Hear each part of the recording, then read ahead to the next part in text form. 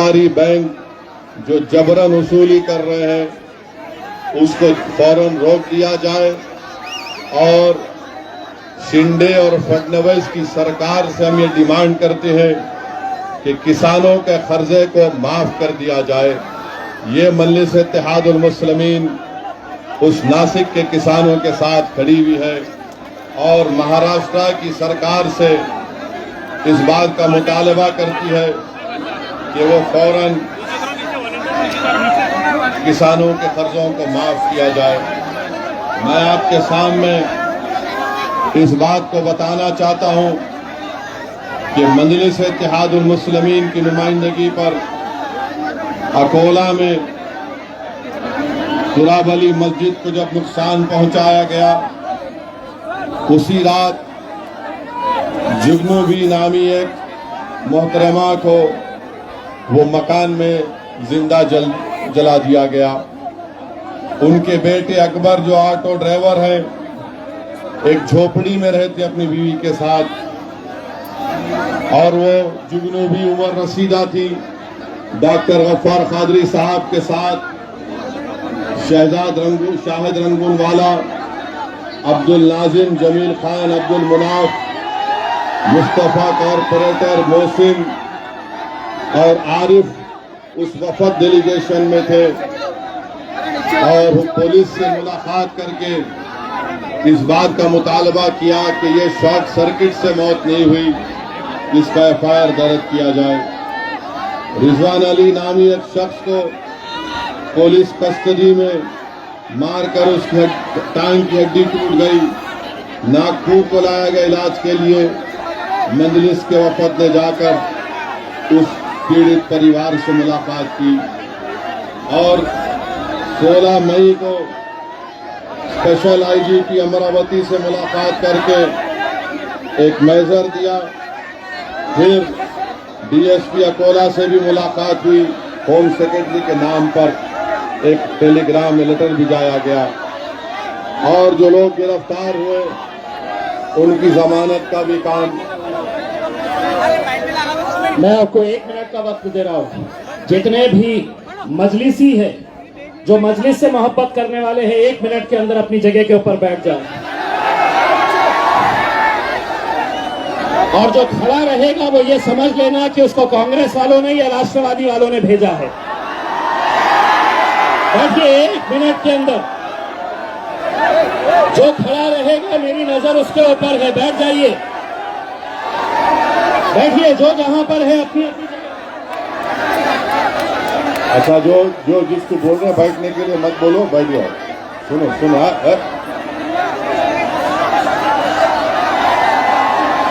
جلگاؤں ضلع میں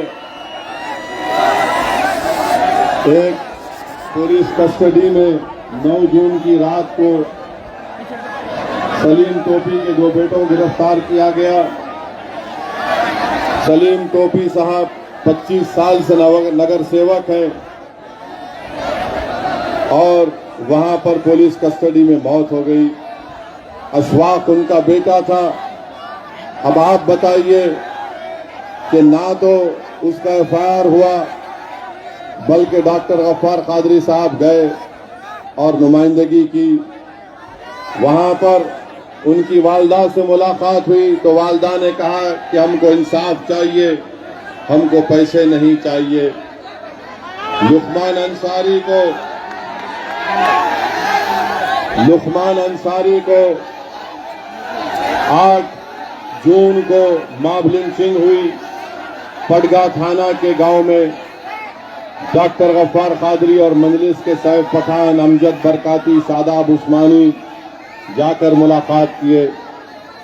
لقمان انصاری کو اگتپوری ناسک ضلع کے پاس ان کے ساتھی عتیق رات میں گورکشوں نے مار پیٹ کر کے ان کی لاش کو پھینک دیا۔ لقمان کی والدہ نے انصاف کا مطالبہ کیا۔ پھر پرلی میں ضلع بیڑ میں زرین خان کی کسٹوڈیل ڈیتھ ہوئی۔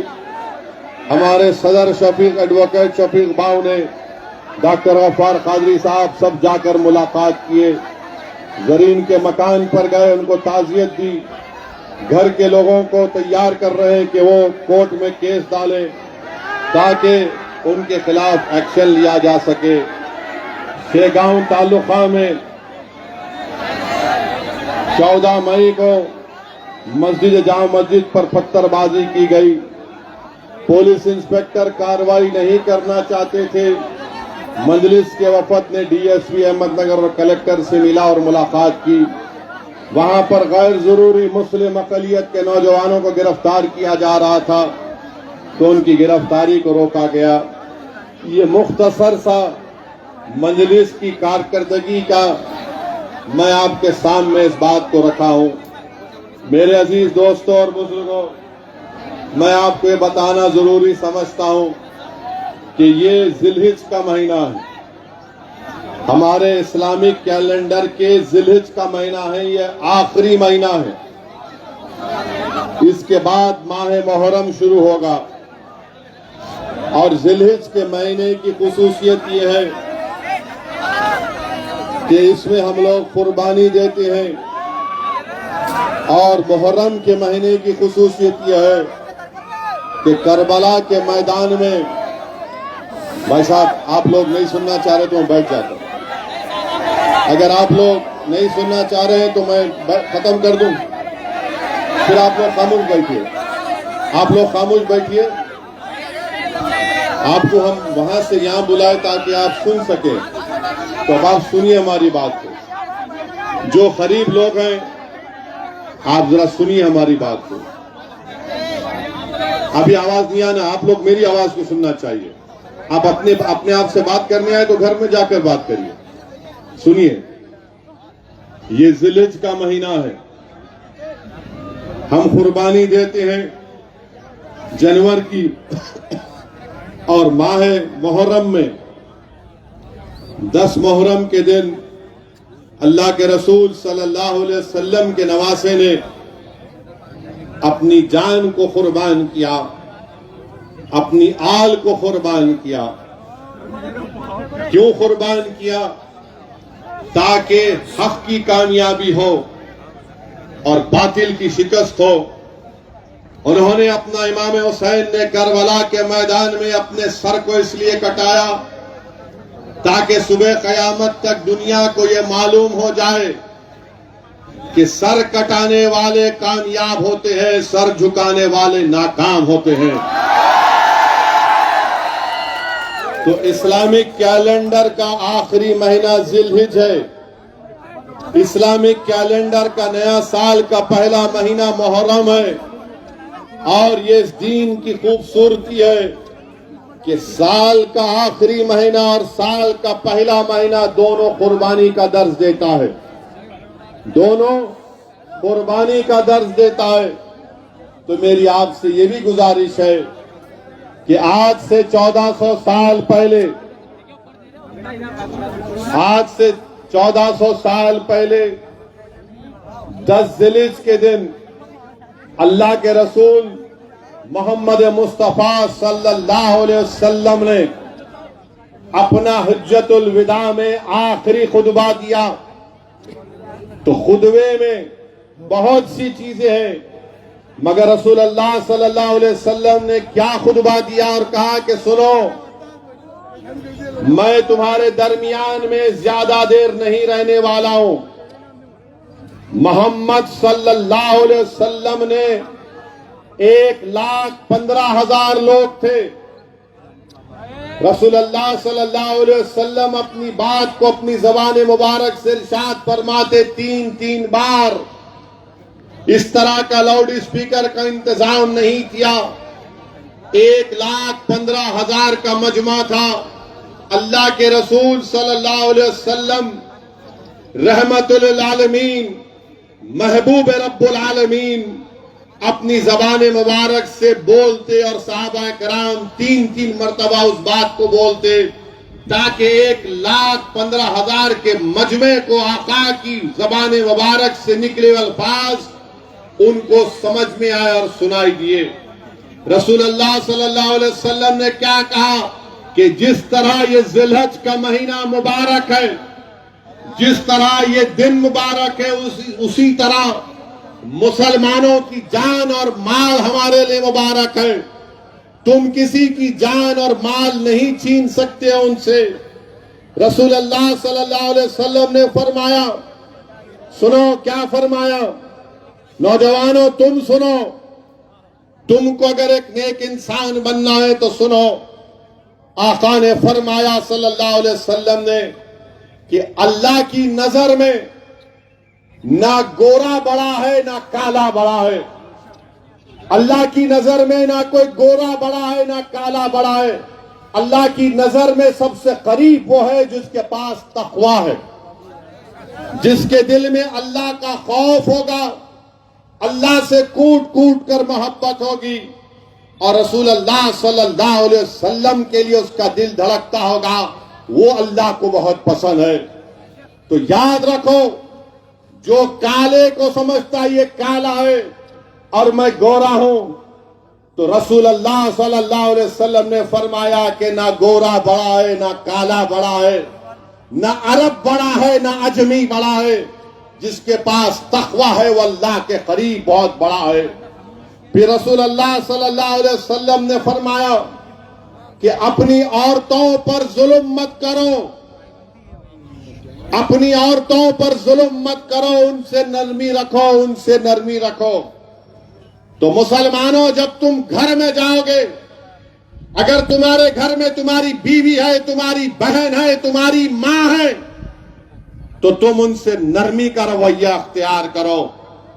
جس کی بیوی ہے اس سے نرمی کا رویہ اختیار کرو, اس کو عزت دو, مقام دو, وہ تمہاری شریک حیات ہے.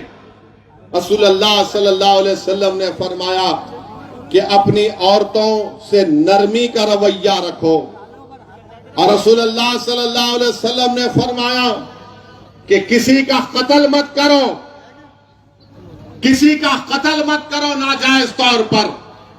مسلمان کسی کا قتل نہیں کرتا ناجائز طور پر. رسول اللہ صلی اللہ علیہ وسلم نے فرمایا اپنے غلاموں سے نرم رویہ اختیار کرو. میرے عزیز دوستوں اور بزرگوں, یہ محمد مصطفیٰ صلی اللہ علیہ وسلم کا آخری خطبہ ہے. بلکہ دنیا میں انسانیت کی ہسٹری میں اگر کسی کو دیکھنا ہے چارٹر آف ہیومن رائٹس, تو رسول اللہ صلی اللہ علیہ وسلم کے آخری خطبہ حجت الوداع کو پڑھ لے. تو میرے نوجوانوں, اللہ کے رسول صلی اللہ علیہ وسلم کے اس آخری خطبے کے الفاظ کو یاد رکھو کہ کسی مسلمان کے مال کو یا کسی کے بھی مال کو یا کسی کے جان پر آپ کسی پر حملہ نہیں کر سکتے. اپنی عورتوں سے, اپنی خواتین سے نرمی سے پیش آؤ گے اور توڑ دو یہ زنجیریں. کوئی کالا ہے, کوئی بڑا ہے, کوئی خاندانی ہے, کوئی فلاں درمچی ہے, کوئی نواب ہے, ارے کوئی اللہ کی نظر میں سب برابر ہے. کوئی کالا کالے کو, گورے کو کالے پر فوقیت نہیں ہے. تمہارا خاندان پاندان ہوگا مگر اللہ کی نظر میں کچھ نہیں ہے اس کی حیثیت. تم میں اللہ کا خوف ہوگا, تم میں رسول اللہ صلی اللہ علیہ وسلم سے محبت ہوگی. اور رسول اللہ صلی اللہ علیہ وسلم نے اپنے آخری خطبے میں فرمایا نماز پڑھو, روزہ رکھو, زکوٰۃ دو. نوجوانوں, روزہ نماز پڑھو. مسلمانوں کی پہچان کیسے ہوگی؟ مسجدوں کو آباد رکھنے سے ہوگی. نوجوانوں, تم اگر چاہتے ہو کہ تمہارا دین مضبوط ہو, تم مضبوط ہو, تو اپنے سروں کو, اپنی آنکھوں کو اللہ کے آگے سجدے میں جھکاؤ. روزے رکھو. جس کے پاس دولت ہے زکوٰۃ نکالو. کمزوروں کی مدد کرو, غریبوں کی مدد کرو. اور رسول اللہ صلی اللہ علیہ وسلم نے فرمایا پڑوسیوں کا خیال رکھو, پڑوسیوں کا خیال رکھو. رسول اللہ صلی اللہ علیہ وسلم نے نہیں فرمایا کہ مسلمان پڑوسی کا خیال رکھو اور غیر مسلم کا خیال مت رکھو. رسول اللہ صلی اللہ علیہ وسلم نے آخری خطبے میں اتنا کہا نوجوانوں پڑوسی کا خیال رکھو, پڑوسی کا خیال رکھو. تو صحابہ کرام میں ڈر پیدا ہو گیا کہ کہیں رسول اللہ صلی اللہ علیہ وسلم ان کو اور کوئی حقوق نہ دے دیں. تو آپ کا پڑوسی ہندو رہے, دلت رہے, ओबीसी रहे मगर आपका पड़ोसी है। अगर आपका पड़ोसी मुसलमान है या कोई भी हो, इस बात का ख्याल रखो कि आपका पड़ोसी भूखा ना रहे। आपका पड़ोसी, उसकी तकलीफ आपकी तकलीफ होनी चाहिए। अगर आप रसूल अल्लाह सल्लल्लाहु अलैहि वसल्लम से हम तमाम उनके उम्मती हैं, हम रसूल अल्लाह सल्लल्लाहु अलैहि वसल्लम के उम्मती हैं, और हमारे लिए सबसे बड़ा तुर्रे इम्तियाज क्या है कि हम मोहम्मद सल्लल्लाहु अलैहि वसल्लम के गुलामों के गुलाम हैं। ये हमारे लिए सबसे बड़ा तुर्रे इम्तियाज है। ये हमारे लिए इम्तियाज नहीं होना चाहिए कि इसके पास दौलत है तो बड़ा है, ये एमपी है तो बड़ा है, ये प्राइम मिनिस्टर है तो बड़ा है। अरे सबसे बड़ा इम्तियाज ये है कि हमको अच्छे इंसान बनना है। तो मेरे अजीज दोस्तों और बुजुर्गों, मेरे गयूर नौजवानों, मेरी इन बातों पर गौर करो। नेक बनो, अच्छे बनो। कल मुस्तकबिल तुम्हारा होगा नौजवानों, जो तुम आज यहां खड़े होकर इस दीवाने की बात सुन रहे हो।